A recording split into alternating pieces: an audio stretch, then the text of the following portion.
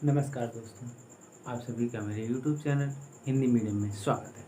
आज हम एक नया टॉपिक पढ़ेंगे, संधारित्र तथा परावैद्युत। ठीक है, आज हम पढ़ेंगे संधारित्र तथा परावैद्युत। देखिए, जैसे कि आप जानते हैं, जब कोई मकान या कार बनाना होता है, सबसे पहले हम उसके पार्ट्स को इकट्ठा करते हैं, तब हम एक कार बनाते हैं। वैसे ही संधारित्र क्या होता है, इसको पढ़ने से पहले हमें यह जानना पड़ेगा कि संधारित्र में होता क्या है। ठीक है, वैसे आप मोटी मोटा वैसे ना जान लीजिए। जब आप देखेंगे, हमने कभी कई बार बता रखा है कि जब दो समान आवेशित प्लेट हो और उन पर आवेश क्या हो, समान आवेशित हो, और उन पर जो आवेश हो एक दूसरे के विपरीत हो, ऐसा कोई क्षेत्र है, और इसमें से कोई एक, मान लीजिए कोई भी एक प्लेट जो है धरती से जुड़ा हुआ है, तो इस प्रकार से बने संयोजन को ही हम संधारित्र कहते हैं। ठीक है, अब बात आती है कि यह ऐसे होता क्या, इसकी क्या प्रक्रिया होती है, यह सब क्या होता है। इसको पढ़ने के लिए हमें कुछ टॉपिक पढ़ना पड़ेगा। तो आज हम पढ़ेंगे चालक क्या होता है, उसके बाद अगली वीडियो में हम पढ़ेंगे परावैद्युत क्या होता है, फिर उसके बाद अगली वीडियो में पढ़ेंगे कि संधारित्र क्या होता है। ठीक है, तो देखिए चालक क्या होता है। चालक से ही आप जान लीजिए कि जो चलाने वाला होता है, चालक मतलब जो चलाने वाला होता है। इसकी परिभाषा होता है, चालक वे पदार्थ होते हैं, चालक ऐसे पदार्थ होते हैं जिनमें पर्याप्त मात्रा में आवेश वाहक उपस्थित होते हैं। पर्याप्त मतलब जितने की आवश्यकता हो उतने आवेश वाहक। आवेश वाहक का मतलब होता है आवेश को एक स्थान से जो दूसरे स्थान तक ले जाते हैं। ठीक है, तथा धारा प्रवाह सरलता से होती है, जिसमें धारा प्रवाह बिना रुकावट के होती है। जैसे हमने प्रतिरोध के बारे में पढ़ा होगा। प्रतिरोध किसे कहते हैं, किसी धारा में उत्पन्न रुकावट को ही, किसी धारा के, मान लीजिए ऐसे ऐसे कोई धारा बह रही है, ठीक है, इस धारा के बहने में अगर कोई अवरोध रख दिया जाए, उसको उसी अवरोध को ही हम प्रतिरोध कहते हैं।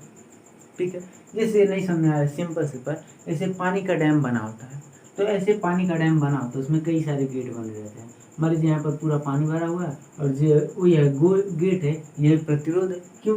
क्योंकि यही गेट ही पूरे पानी की धारा को रोके रखा है। यह केवल एक एग्जाम्पल है। ठीक है, देखिए अब हमारा कहने का तात्पर्य यह है कि चालक का संधारित्र में क्या उपयोग है। आपने कैपेसिटर, देखिए चालक क्या है, कैपेसिटर, इसको इंग्लिश में कैपेसिटर, कैपेसिटर जो एसी में लगता है। ठीक है, एसी में देखिए जो कैपेसिटर होता है, यही कैपेसिटर होता है, और इसमें इसके दो सिरे रहते हैं। कैपेसिटर में दो सिरे होते हैं। ठीक है, अब देखिए इस कैपेसिटर के अंदर क्या क्या भरा होता है, वह कैसे कार्य करता है, उसी के ही बारे में हम पढ़ना है। पहले ये पढ़ लेंगे तभी ना इसकी बाहरी संरचना के बारे में पढ़ेंगे।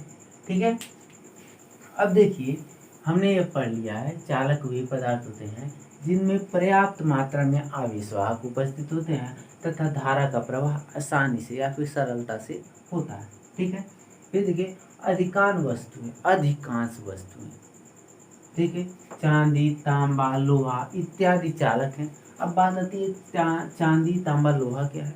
देखिए जो चालक है वह तीन प्रकार का होता है। चालक तीन प्रकार का होता है। देखिए चालक तीन प्रकार का होता है। पहला ठोस, दूसरा द्रव और तीसरा गैस होता है। अब बात आती है ठोस में कौन से चालक आते हैं, द्रव में कौन से चालक आते हैं, और गैस में कौन से चालक आते हैं। देखिए ठोस में चांदी, तांबा, लोहा और एल्युमिनियम आते हैं। आप छू कर ही देखिए ठोस होते हैं। आप जानते हैं जो विद्युत का सबसे बड़ा सुचालक होता है वह होता है कॉपर। कॉपर में विद्युत धारा सबसे तेजी से बहती है। उसमें जो विद्युत का जो बोलते हैं, एक तरह का जो विद्युत का जो नुकसान होता है उसमें बहुत ही कम मात्रा में होती है। ठीक है, सबसे ज़्यादा अगर बोला जाए तो लोहे में ही सबसे ज़्यादा विद्युत की होती है, और सबसे कम, एकदम कम बोला जाए तो सोना में सबसे कम होता है। लेकिन आप जानते हैं सोना इतना महंगा होता है, इसलिए सोने के तार की बहुत कम ही सभी उपयोग कर, समझ लीजिए कोई करता ही नहीं। ठीक है, तो पहला में जो ठोस में होगा वह चांदी, लोहा, सोना या एल्युमिनियम हो सकता है। दूसरे में द्रव में क्या होगा, द्रव में हो सकता है आपका पारा होगा, ठीक है, फिर होगा सल्फ्यूरिक एसिड, सल्फ्यूरिक एसिड, और होगा अमोनियम क्लोराइड, अमोनियम क्लोराइड इत्यादि।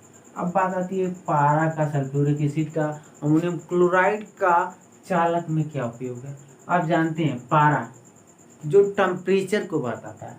पारा क्या है, पारा एक तरल पदार्थ होता है, पारा एक तरल पदार्थ होगा। आप देखे होंगे बीपी, जब बीपी कोई नापने आता है डॉक्टर, तो उसमें जो सुई ऊपर से नीचे से भरा रहता है, पारा एक भरा रहता है, वही पारा होता है। जो क्या होता है, जो जैसे एसी में लगा होता है, थर्मोस्टेट लगा होता है, वह पारा होता है। जो थर्मामीटर देखे होंगे, थर्मामीटर जिससे बीपी नापा जाता है, वह भी पारा का होता है। यह क्या होता है, रूम के टेम्परेचर पर ही व्यवस्थित रहता है। अब सल्फ्यूरिक एसिड क्या होता है, H2SO4। देखिए जो सल्फ्यूरिक एसिड होता है, ये इसका उपयोग विस्फोटक के रूप में होता है, जैसे बम वगैरह, परमाणु बम वगैरह बनाने में बहुत ही इसका उपयोग होता है, ठीक है। अब देखिए जो यहाँ देखिए चालक, आवेश, आवेश का संबंध किससे है, आवेश का संबंध सीधा सीधा इलेक्ट्रॉन से है। अब देखिए जैसे ही आप किसी लाइट को जलाते हैं, जैसे स्विच ऑन करते हो तुरंत बल्ब जल जाती है, जैसे ही स्विच को ऑन करते हैं तुरंत बल्ब जल जाती है। अब देखिए इलेक्ट्रॉन की बहने की जो गति होती है वह प्रकाश, जो लाइट की स्पीड होती है उसी के बराबर होती है। और लाइट की स्पीड क्या होती है, 3 × 10⁸ मीटर पर सेकेंड। देखिए ये जो स्पीड है ये बहुत ही तेज होती है और इससे ज़्यादा स्पीड किसी की भी नहीं होती है। लाइट की स्पीड से ज़्यादा स्पीड किसी की भी नहीं होती है। और जो तारों में जाता है, बटन दबाते ही लाइट जलता है, उसमें इलेक्ट्रॉन्स बहते हैं, इलेक्ट्रॉन्स वही जो बल्ब को चलाते हैं, ठीक है। अब देखिए जो सल्फ्यूरिक एसिड होता है, हमारे पास सल्फ्यूरिक एसिड विस्फोटक पदार्थों को बनाने के उपयोग में किया जाता है, जैसे परमाणु बम वगैरह में इसका यूज होता है, ठीक है। अब आता है गैस। गैस में गैस का उपयोग जैसे हो गया नियान हो गया, आर्गन हो गया, नियान हो गया आपका, आर्गन हो गया आपका, हीलियम हो गया, यह सब हमारे क्या हो जाएंगे, द्रव गैस हो जाएंगे। अब बात आती है नियान का यूज कहाँ पर, ठीक है। आपने लेज़र लाइट जलाया होगा, उसमें जो रेड कलर की लाइट निकलती है वह नियान गैस की वजह से ही निकलती है। लेज़र देखिए, लेज़र में क्या होता है, आप देखते होंगे जो ऐसी गोल सा होता है, ठीक है। यहाँ से जैसे ही आप बटन को दाबते हैं वहाँ पर आप एनर्जी फोटॉन्स देते हैं। जब फोटॉन्स देते हैं तो फोटॉन्स क्या, फोटॉन्स जब आप देंगे किसी लेज़र को, तो यहाँ पर जो लेज़र में जो इलेक्ट्रॉन्स होते हैं फोटॉन की एनर्जी ले लेते हैं, और जैसे ही इस इलेक्ट्रॉन पर फोटॉन की एनर्जी बढ़ती है, ये इलेक्ट्रॉन जो होते हैं डबल हो जाते हैं, और ये क्या करते हैं, आपस में ऐसे ऐसे टकराते रहते हैं, ऐसे ऐसे टकराते रहते हैं और ऐसे बाहर निकल जाते हैं, ठीक है। और यही जो एनर्जी निकलती है वही क्या होती है, नियान होती है। अब बात आती है आर्गन क्या होता है, हीलियम क्या होता है। आपने देखा होगा ट्यूबलाइट, कोई ट्यूबलाइट वाइट कलर की जलती है, हरा कलर का जलता है, उस पर ट्यूबलाइट पे जो कोटिंग होती है ना वाइट कलर की, हरा कलर की, वही ही आर्गन और हीलियम होती है, ठीक है। ये हमारा होगा चालक। चालक क्या होता है, इसका स्क्रीनशॉट लेना, ठीक है दोस्तों। आशा करते हैं आपको समझ में आया होगा।